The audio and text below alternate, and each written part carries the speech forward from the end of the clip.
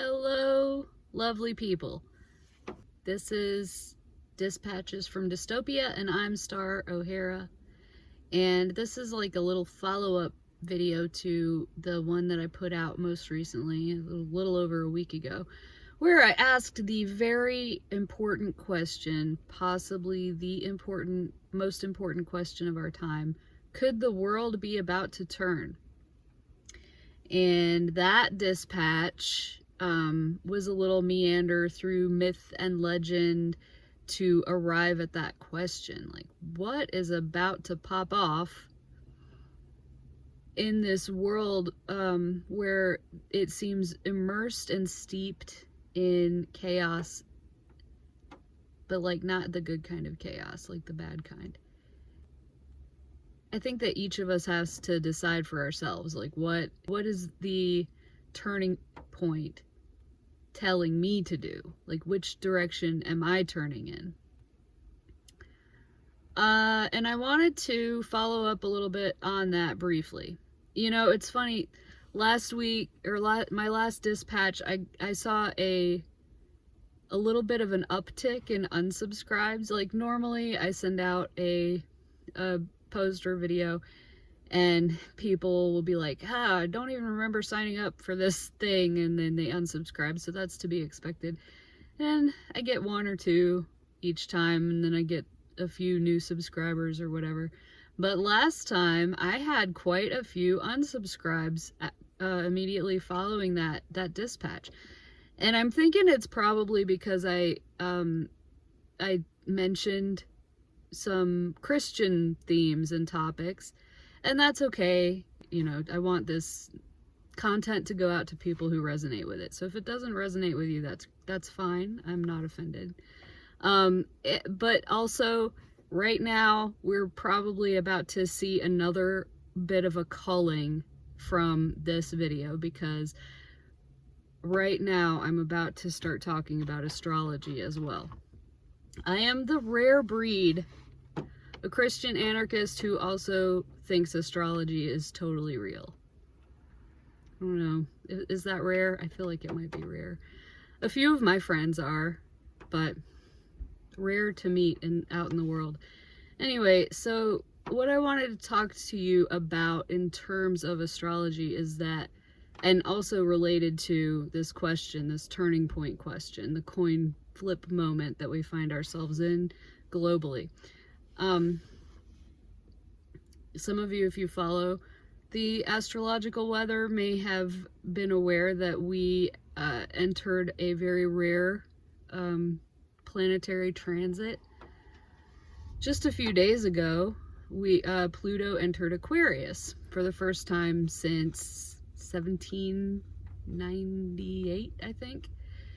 And so Pluto's a planet that moves very slowly through the zodiac, and it lingers in each sign for a long time because it moves so slowly.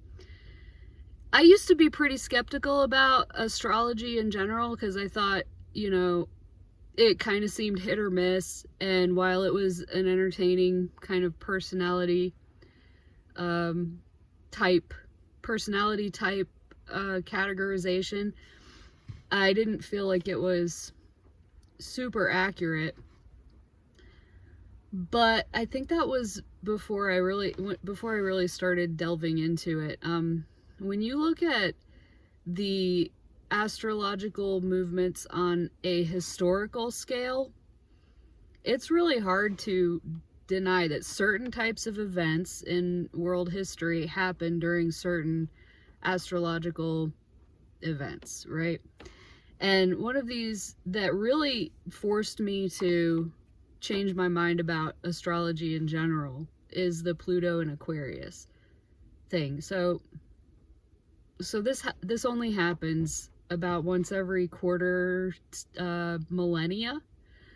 About every between 200 and 250 years, Pluto will enter Aquarius, and it'll stay there for only 20 to 25 years. I mean, that's a long time for a planet to stay in a sign, but in terms of like the scale of history, it's really just a very small window. And But what's really surprising is if you look at these windows that have occurred over the past, let's say,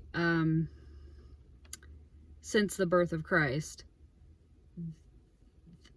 they are windows of very intense happenings of a certain kind. And I mean world shaping, absolutely like social construct shattering, paradigm transforming events happen during these windows.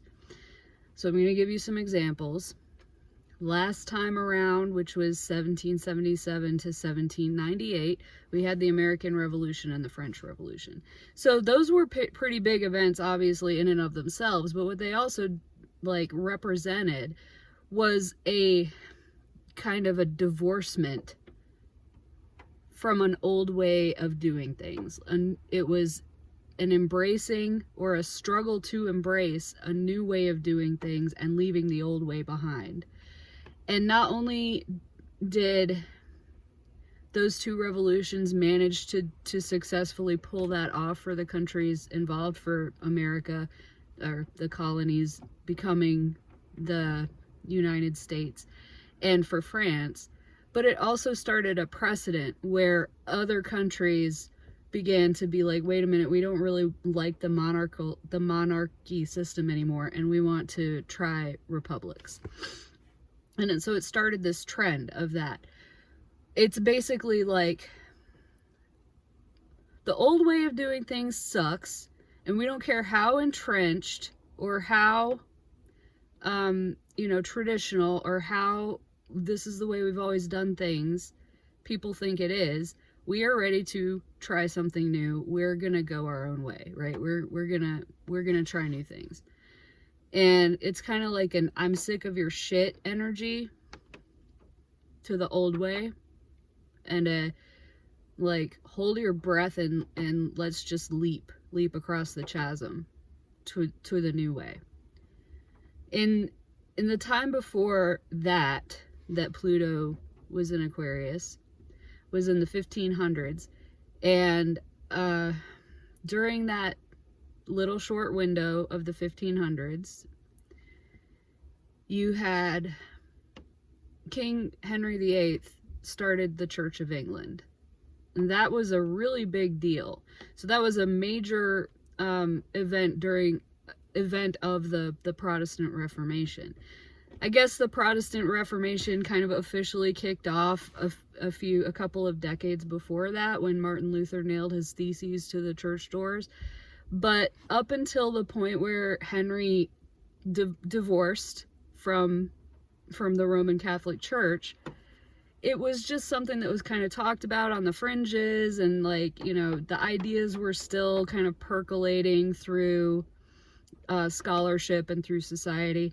And then all of a sudden, Henry, who really wanted to divorce his wife, Catherine of Aragon, so he could marry Anne Boleyn,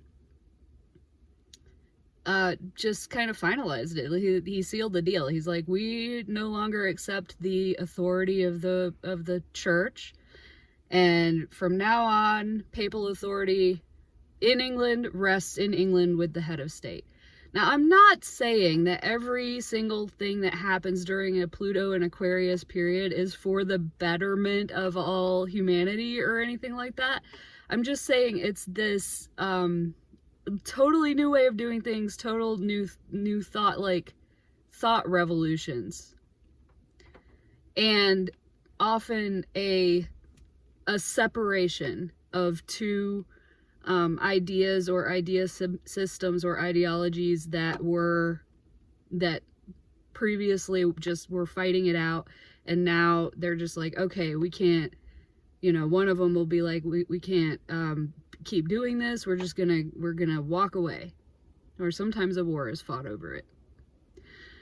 But also during that period, the same period when the Church of England was created, the scientific revolution started. So it was the same Pluto and Aquarius period. Copernicus published his very important paper on the movements of the celestial bodies, and that is widely accepted as the beginning of the scientific revolution, leading to us being able to discover Pluto and figure out these periods in history. So, among many other things, obviously. But it goes back even farther. So like one of the times before that Pluto was in Aquarius, we had the Great Schism, which was the Roman Catholic Church and the Orthodox Church breaking apart. We don't agree with each other on how to do things. We're not going to sort out our differences. That has become clear. So we're just going to go to separate and do our own thing. And let's see. This is probably the most fascinating one to me. The period in which Emperor Constantine, was in power over Rome and converted the Roman Empire to Christianity, or made Christianity the official state religion of the Roman Empire, was just exactly in one of these windows of 20 to, I guess, 24 years. The time before that, we saw the very beginnings of the early church. So it was, I think, 64 AD to 87 or something like that. This little tiny cult religion was sweeping pagan Rome, right? And all kinds of things were occurring, like, with that. So honestly, it's kind of difficult to think of a thought revolution of this type and magnitude that in Western history that did not occur during a Pluto and Aquarius period. Like, revolutions are happening all the time, and some of them are thought revolutions, and some of them are technological revolutions, and some of them are religious revolutions, and some of them are political revolutions. There's all types of revolutions happening all over the world at all times. But something of the magnitude of these events that I just listed, I have a hard time thinking of ones that occurred that weren't in one of those windows. You know, I thought of like the invention of the printing press and the start of the age of information, but these aren't the same type of things. Like, if you get my drift, you know, they're not these like, okay, we're going the new way and leaving the old way behind. It's a decisive moment in history, and we're just divorcing from the old way of doing things. It's really hard, and it's not just a local, little local movement. It either is or spawns immediately a worldwide trend towards that new construct or that new paradigm. So we're now in one of these little periods, and I am real excited to find out what happens next. My feeling is that all of the kind of futility and drudgery and kind of hopelessness that a lot of us have been feeling over the past few years is going to be resolved in some way or renewed. Our energy is going to be renewed in some way over the first few years of this. And then by the end of it, I think we are going to see such dramatic changes in the way that society is organized than we have seen in our entire lives, or at any time before, like in recent memory. It could go to like technocratic one world order, total authoritarian world state. And I think that's what many of us have been fearing over the past few years. But it could also go the other way. And I think it really might, because because okay, if you look at the 1500s Pluto and Aquarius period, right? You've got this bumbling king. He just wants an heir. He just wants to marry women and divorce them and cut off their heads. Like, that's all he's really interested in. But the energy of this revolutionary, you know, it doesn't care. It'll use you. It'll use Henry VIII, right? Out of his selfish motives, he spawned a revolution. Things like that can happen, and although it may seem like, oh wow, that's really crazy at the time, and you kind of like laugh at it or think, oh wow, why is this happening? Then in retrospect, it's like, wait a minute, what if that hadn't happened? You know, how long would it have taken for the Protestant Reformation to get going in Europe? And if the Protestant Reformation, for instance, had never really kicked off, and the Roman Catholic Church had remained in power over all the European nations, ostensibly, for like another 200 years, would we even have had the scientific revolution? Would we even have had the Enlightenment? Like, it's hard to grasp how history could have developed as it has, without some of these events occurring. They were absolutely world-changing, right? So anyway, in terms of what we're experiencing now, you look at what's happening on the fringes of thought during times like this to figure out what the trend is going to be going forward, or like jumping ahead 10 or 20 years.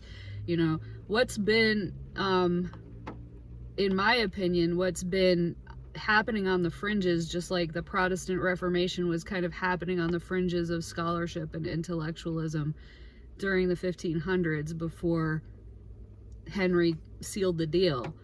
What's been happening on the fringes of thought is a decentralization in pretty much all fields, or so many fields, like currency. You've got the cryptocurrencies, and a lot of people talking about like returning to a barter token or things like that. And then you've got, that's decentralization of money. And then you've got decentralization in education, where lots and lots and lots more people are homeschooling, and at higher education, where people are kind of starting to raise a skeptical eyebrow at universities, charging these astronomical tuition fees when we have all the information in the world available at our fingertips. You know, we have decentralization happening in the media, where anybody can just start a YouTube channel and become a journalist or a commentator. These trends have been building, and the tools are available for us to use, and yet we still have this totally incongruent,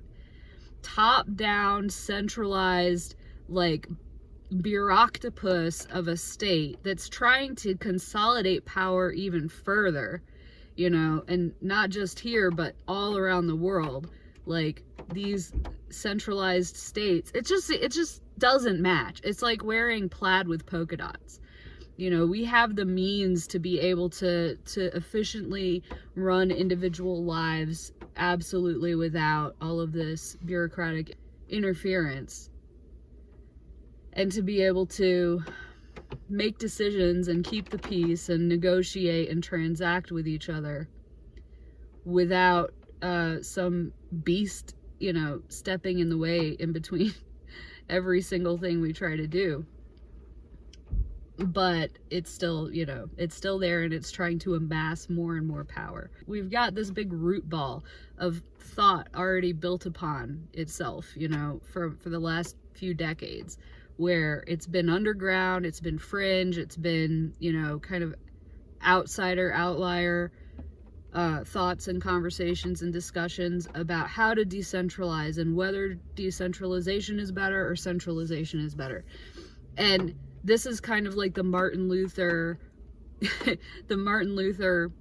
led, like, Protestant Reformation of today, right? It's been happening underground. It's been spreading. People have been thinking about it, ruminating on it, writing about it. And now action is it's action time. Like, things are about to pop off. people are going to do things. They're going to start taking the words and thoughts and concepts that they've been developing and speaking about and start acting on them. I really, really think that's what we're going to see. And so when I say, could the world be about to turn, and I ask us all to think about, like, what side of this coin are we focusing in on? That may sound kind of like spiritual and esoteric and woo-woo, but it also is very practical, you know?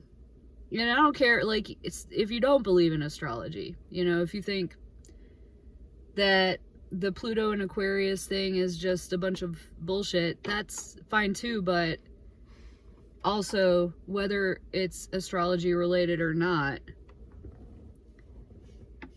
the reality is, this is the moment in history where we find ourselves, and it could go either way.